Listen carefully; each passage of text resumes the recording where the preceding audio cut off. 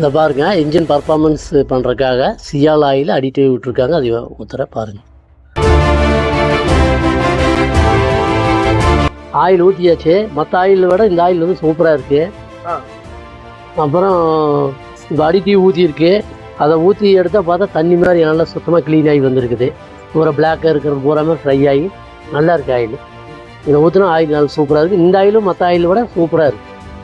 Oil நல்லா சென்சிட்டிவெல்லாம் சூப்பராக இருக்குது. எத்தனை வருஷமான மெக்கானிக்கா இருக்கீங்க? நான் 27 வருஷமா இருக்கிறேன். ஓகே, நீங்க இவ்வளவு வண்டிகள் பார்த்து நிறைய வண்டிக்கு வந்து இன்ஜின் ஆயில் எல்லாம் சேஞ்ச் பண்ணிருப்பீங்க. அதை பார்க்கும்போது இந்த ஆயில் எப்படி இருக்கு? இந்த ஆயில் நல்லா இருக்கு. ஃபியூல் பூஸ்ட்னு சொல்லிட்டு ஒன்று விட்டுருக்காங்க.